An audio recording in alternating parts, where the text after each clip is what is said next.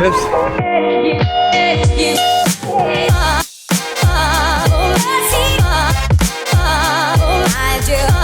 We're in Brussels because we're opening this new store.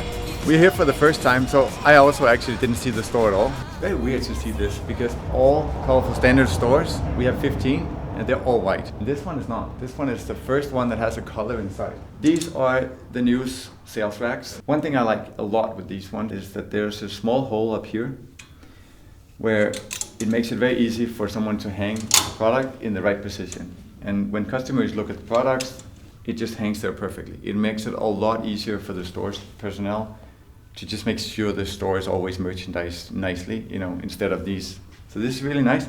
And then this kind of hidden storage space, obviously nothing there yet, but it's just nice that, you know, you have your best sellers there. This hole is actually taken from our old design of our sales rack. It's actually one that's down there, so the old version, I can show you this one. This is the first sales rack we did, and when we did launch with this rack and 5 styles, 15 colors, that's it. Obviously you can start with this one, maybe in the middle of a department store. You have like your 1 square meter, and then they would measure how much you sell. Once those metrics get up and you get better and better, you sell more, they would say, okay, now you can have 2 racks, or you can have this one and a small shelving unit. And later on, maybe you get a wall space. Walls are always more difficult to get, right? But then you can build your own like bigger design, and that's also why we developed these new bigger sales racks. We developed all these great new furniture, but some of it didn't arrive.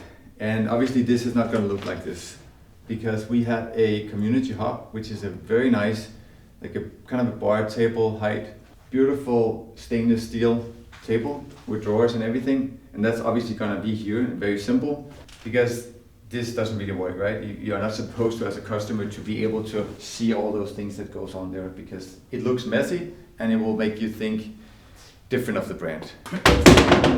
Perfect. The community hub is supposed to have these ones around, right? So at least this one arrived.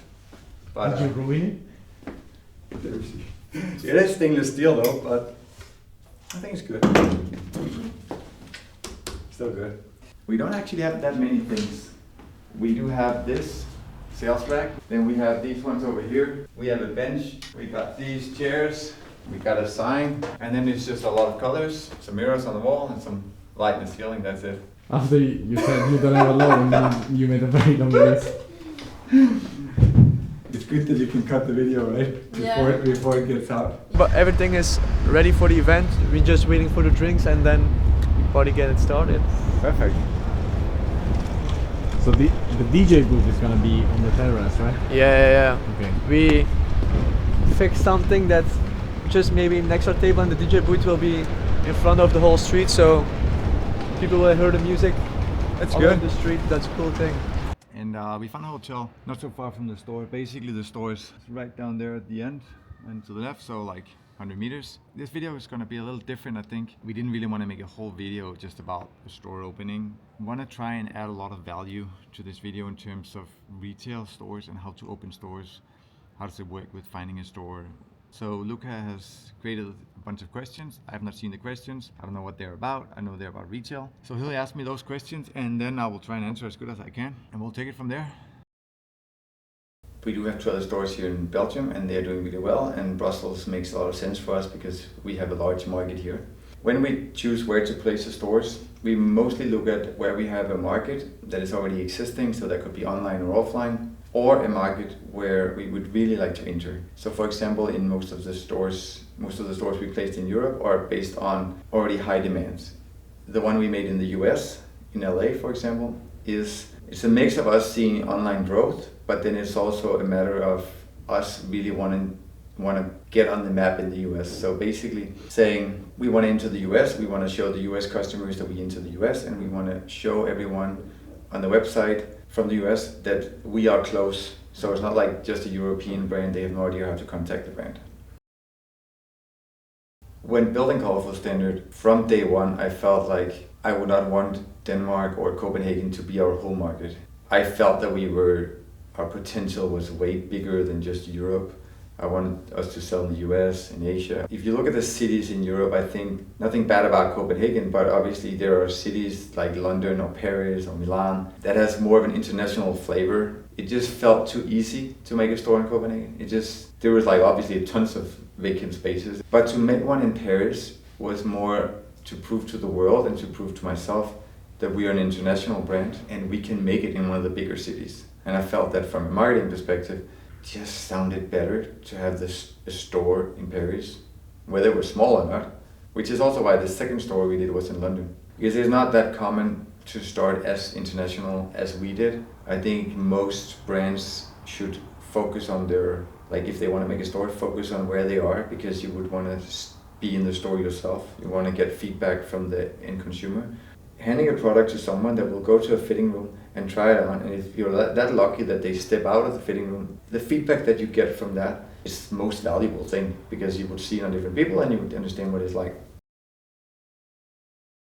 When to open a store is I think that's definitely a matter of taste. I know that there are many brands that don't like to make a store before they are very large and can afford a huge flagship store. I have always done, maybe let's call it the opposite, where I have tried to make small stores and invite people in and make them be part of the journey. And then you would see a store in development. You would start out with something that is less perfect. You might not have completely branded fixtures and furniture right away. We did the first Call for Standard store after a year, but that store window and that store location has meant a lot for us. Other brands or buyers from department stores will take you more serious if they see you have a store. You can't really fake that you have a store, right? But people can fake that how much revenue they do, or they, with marketing it's hard to see what they actually do. But if you have a physical location, it's something that is there, right? It's like you can go, you can see the product.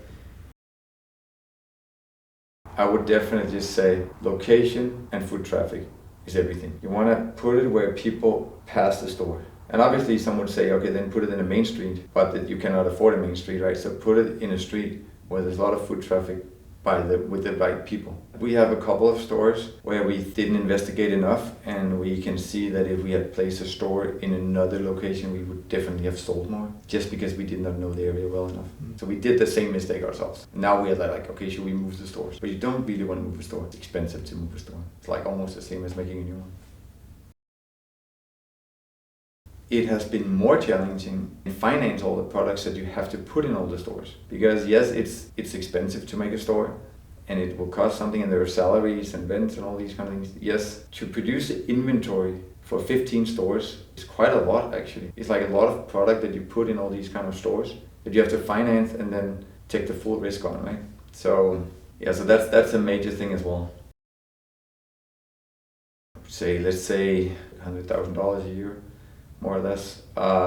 If you're able to mix that together with your office space, your inventory, and you will spend a lot of time there yourself, right? And put a lot of hours into actually selling the product yourself. And yes, it does take a lot of time to get to 100,000 euros in revenue, but a bit of online, a bit of something for other stores. For us, it is that we want to show the universe, the experience, and show what we do, and most importantly, get people in there to feel the product. But I think it's interesting that if you look back at all these huge onliners focused only on online, and then at a point realized that retail is important.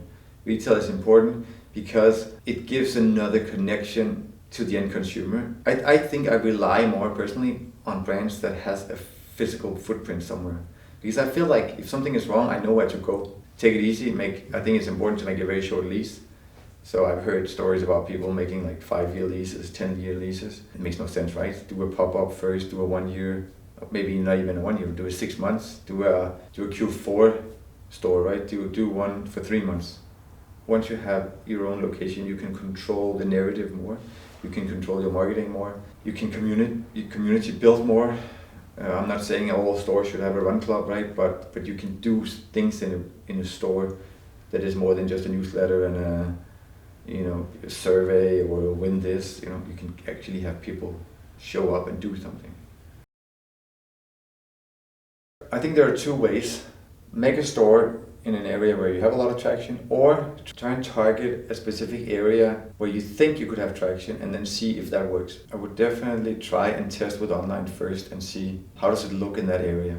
Is there any customers there? If there's a way for you to build any size of market before you put the store, there's a chance that you will have some recurring customers that actually stops by your store right away. And if you do have recurring customers in a specific area, then once you do make the store, you could then do ads in that area saying we opened the store, and there would be people responding to it, right? It's hard if you have nobody, if you don't know who to reach, right? It's easier if you have recurring customers.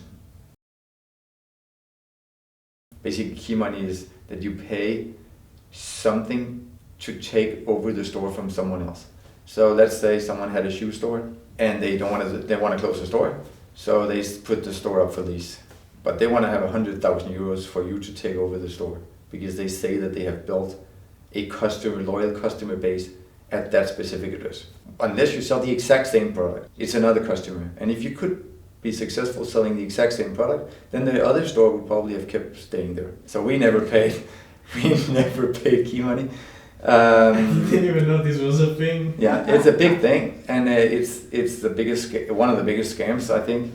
Who would close a successful store if that end consumer that wants that specific product wants to keep going there? I remember we talked about that in the video from LA. It's like, watch out with taking too large a risk. Get a short lease, be able to get out of it. Maybe even, it's hard, but sometimes you can get a revenue-based deal. So you basically only pay, the lease you pay is only a part of your revenue. If you don't sell anything, you don't pay anything. I would definitely focus more on location, and I would definitely look for spaces that is completely newly renovated and we don't have to do anything. I hope these questions or answers gave you some insight in terms of how to open retail stores. If you have any other questions, put a comment below and I'll try and see if I can answer those. Now we have a store opening to attend to, so we'll have to leave.